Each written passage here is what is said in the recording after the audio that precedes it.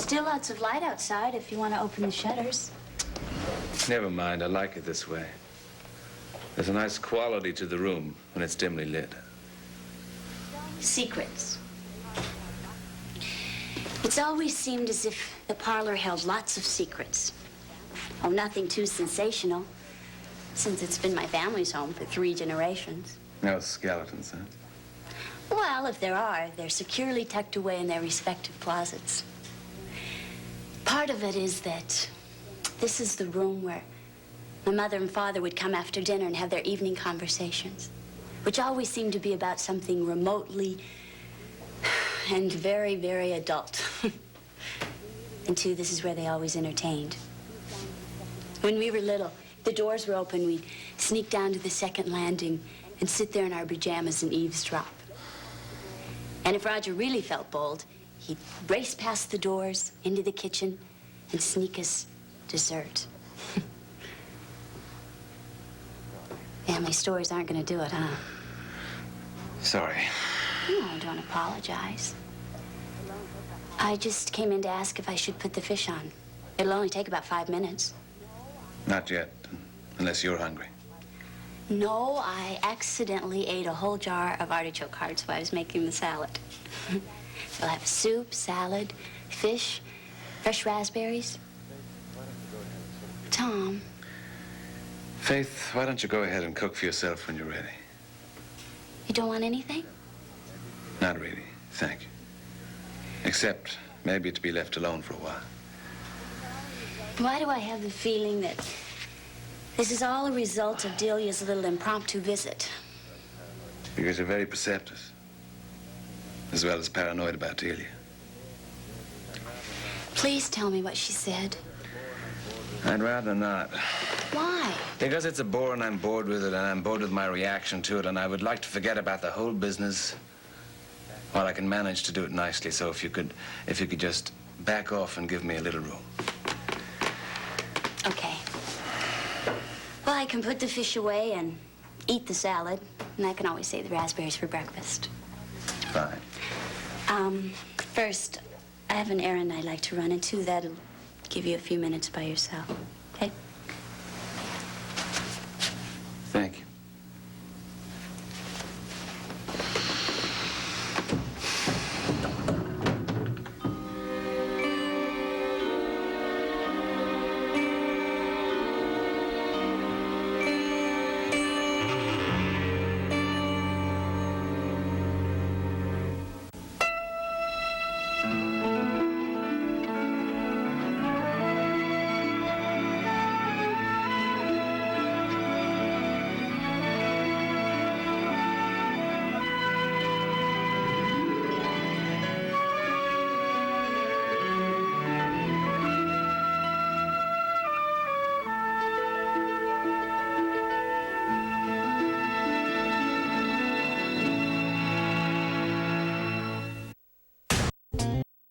One-way system. Order. Short notice, but she would like... Yes, Mrs. Woodard would like to apologize for such short notice, but she would like to see all members of the board in the 30th floor conference room at 8 o'clock tomorrow morning. Yes, I do understand, but... No, I'm afraid that 10 o'clock would be impossible. You better believe it would be. In fact, just between the two of us, Mrs. Gray, I had to talk her out of a breakfast meeting at 7. Yes, I will tell her. Thank you. Well done. All right. Now, having summoned all the little darlings out of their cozy Connecticut nests at the crack of dawn, I better be ready for them. Will you please type up that agenda for me? Am I right in assuming that you can give me another couple of hours? Of course. Good. And then after... Oh, damn.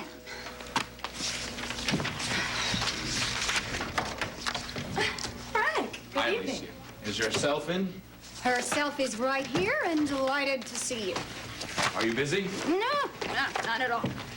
As a matter of fact, we were just sitting here staring at each other and deploring our dull and uneventful lives. Alicia was just about to head for home. Yes, However, I have been putting off those calls, and I'd like to do that and type up your agenda, and then I will be on my way. Terrific, thank you. Hey, would you make us both a drink? If you have a couple of minutes, that is. Well, I was on my way over to Jill's, but, to tell you the truth, I'm in no hurry. Well, in that case, make us both a double. Don't mind if I do.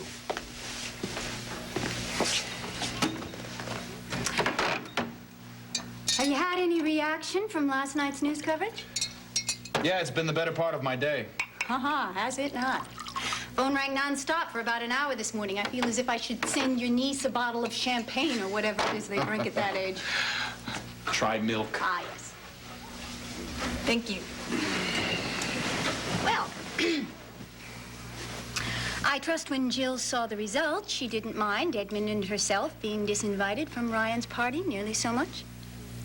I doubt it, but, I can't say for sure. Why not? Because we didn't discuss it again. You're kidding. Nope, she was asleep when I got home. Did you realize it was 12:30 by the time I got out of here? Surprised me, too. Yeah. Well, we had a rather brisk morning. Didn't she even see it? Sorry. Wrong question.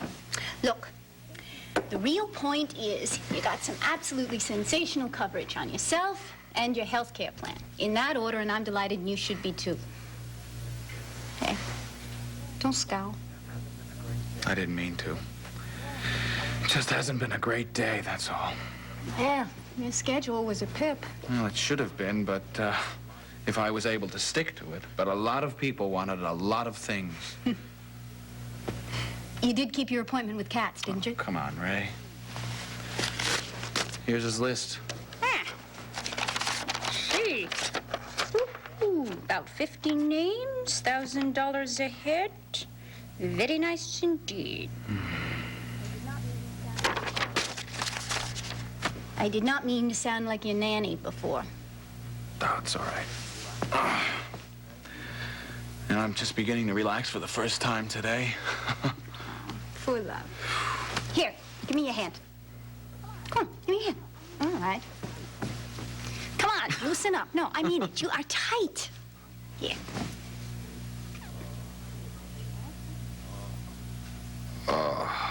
Nice, huh? Oh.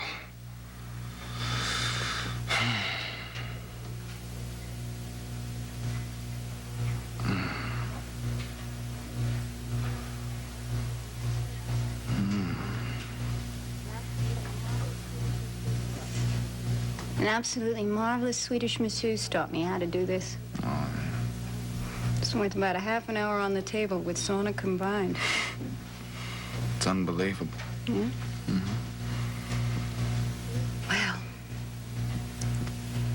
there is one thing I do know. It's how to take care of my candidate after he's had a crummy day. You know, you really should have more time for yourself. Time to recharge, relax, without anybody making demands on you. Ray. I think we'll have enough of that. Huh? It's beginning to feel a little too good.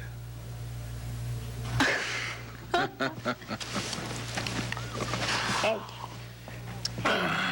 If you prefer to go home, I understand. No, quite honestly, I don't prefer, because I can't discuss Ryan's birthday party with Jill without bringing up the subject of Seneca and the fact that no matter how she justifies it, every time she gets mad at me or the campaign, she ends up with him. He's probably over there now, for all I know, and the one thing this day does not need is Dr. Bolak. Then, sit back, think pure thoughts, and give me your other hand.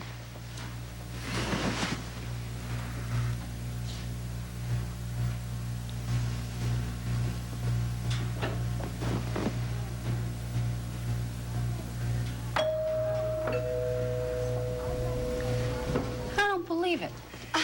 I'll get it, and then I'll be on my way, Ray. I've made the phone calls, and your agenda is on my desk. Thank you.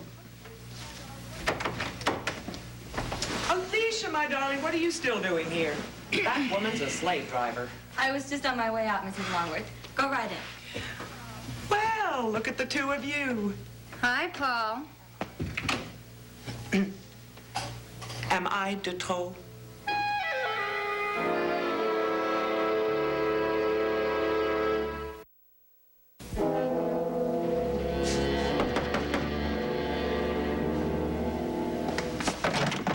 Hi. Do you have a minute? Sure. Where is she? Oh, Delia, she's in the bathtub. Will you please get her, because what I want to say, I want both of you to hear. Well, what's the matter? Look, you're part owner in this house, so I can't stop you from bringing her here. But I can damn well make her stick to a few rules, which I'm going to lay out right now. Look, why don't you just calm down and tell me what she did? All right, I'll get her myself. No, not any more than I would march upstairs and barge in on Tom. Now, just... But she did. She spent God knows how many hours up there today. Tom found her in the front parlor. That was probably her last stop after snooping through the rest of the rooms, reading my mail, going through my clothes, everything. I can't even think about it, Roger. All I want is to tell her she may never, never come into our part of the house again. And if she does, I swear to God I'll throw her out and lock the door behind her. You finished? You won't get her back in. Roger, I'll take legal action. I'll buy you out. I'll get Jill to help me. Oh, God. Faith, you don't want to see Delia, so why don't we talk about this upstairs? Tom's there, no. Okay. Look, Delia can't hear us. The water's running and the door is closed. Faith, first of all, I am sorry about what she did. Now, I didn't specifically forbid her to go upstairs, but I should have, and I would. No, thanks. I don't want it. Well, how about some tea? It's fresh. We just ate Chinese. You can tell her till you're blue in the face, and she will still do what she damn well pleases. Now, she has to know that Tom and I will not permit her intruding. And maybe then, if she wants to stay with you, she will leave us alone. All right, I'll relay that message. I will, but look, I don't take any guff from Delia. I'll handle it. Can't you see she's using you? You're a substitution for the Ryans. I don't understand why you want to go through this again. She messed you up before. And God knows she has hurt me in ways that I will never, never get over. And now she's back in here to give another go at us. No, look, at this point, Delia is a patient. That's all. I am not vulnerable to her. Neither are you. Not in any real sense. I am. Because Tom is. Did they have a run-in? I don't know what they had. All I know is that Tom is up there feeling miserable and doesn't want any part of dinner, of conversation, or me. And I have no doubt that it was all Delia's fault. Do you think that she talked to Tom about you and Pat? Oh, of course she did. Look, she will not bother you and Tom again. I guarantee it. Roger, get rid of her. Look, I'm sorry that she caused you that trouble. Look, she's pushed me. And I am not going to come knocking at the door the next time. I'll do whatever I have to do to get her out of here. I hope Tom is feeling better. Look, I've got some egg rolls. Okay. You're ducking the argument. I suppose it's so I'll leave and I won't upset Delia. Roger, I just meant every word I said. So you make sure Delia knows exactly where I stand.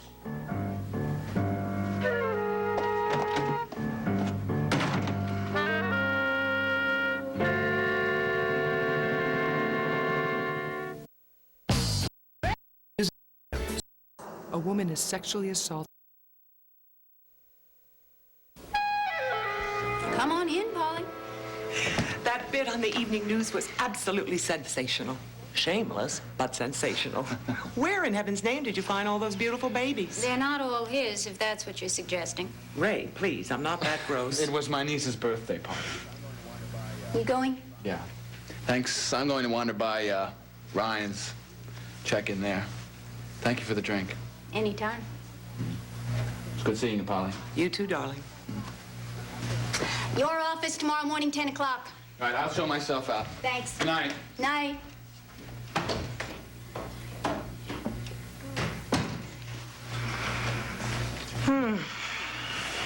Sorry about that. Ah, you may just have saved him from himself. Oh, damn. It's all right, really it is. In my better moods, I begin to feel there's a certain inevitability about the whole thing. Well, I certainly hope so. He likes me. He would like very much to make love to me. And more than anything in the world, he prefers sitting here talking about himself and politics to changing Edmund's diapers. Paul? I feel like a 16-year-old kid. I really do. It's embarrassing. Oh, don't be dumb. I mean, to feel 16 and at the same time know all the splendid things you know and have the money to enjoy it is hardly an embarrassment. It's bliss. Is it possible? I mean, is it really conceivable that I've never been in love until now? Of course it is. I mean, one could adore Bill Woodard, and I know you did. But that was elegance and perfection and, well, all sorts of professional mutual interests. Yes. And anything else that's happened since I've known you has definitely been in the category of grand physical attraction. Yes. So, of course, it's conceivable that you could fall genuinely in love for the first time. Well, I had an aunt to whom it happened at 62. Really? Absolutely. What's that? They got married and had 20 fabulous years together. Now, isn't that encouraging? Ray, my darling, you do deserve him. And I want you to have him. If he's what you want, of course. Oh, yes. Yes, he is what I want. But more importantly, I am what he wants. He does not know that exactly at the moment, but he will.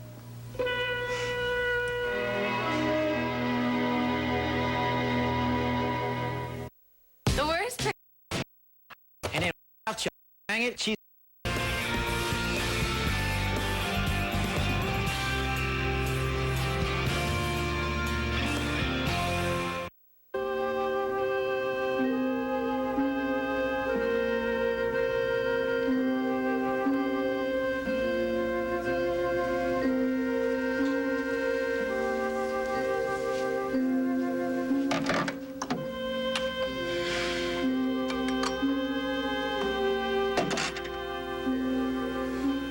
Tom?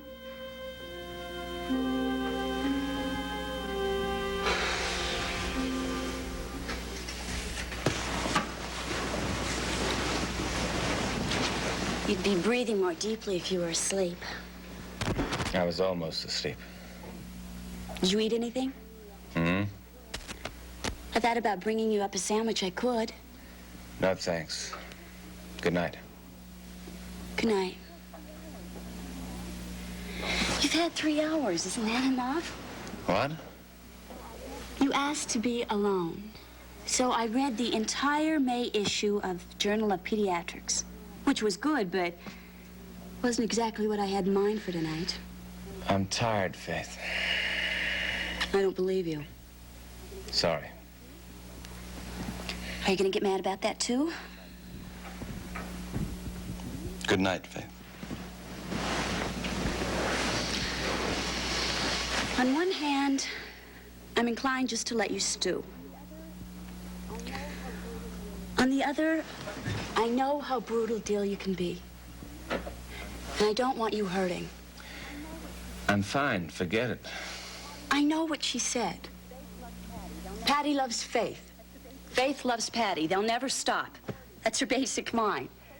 And then she embroiders it. Faith's running after Patty. Patty won't leave his hands off Faith. Tom's fighting a losing battle. Did she say something like that? Please, Tom, you can tell me. She's crazy. I don't believe anything she says. Even so, if you had to listen to all of it,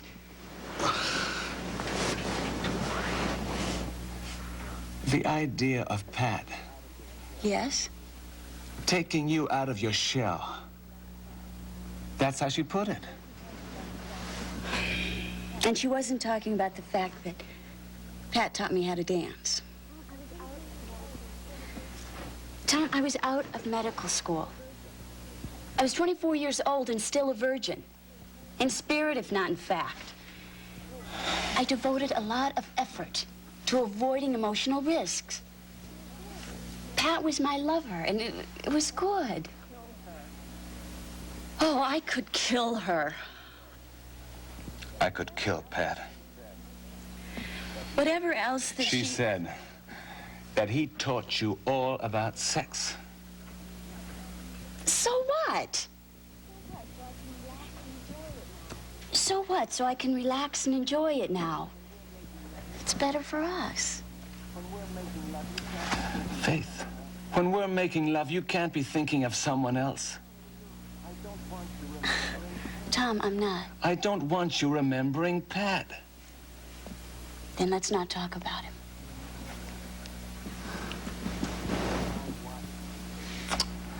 You're my wife. Yes. I love you, Faith. I love you. Tell me that there's nobody else. Love me. Tom, I do.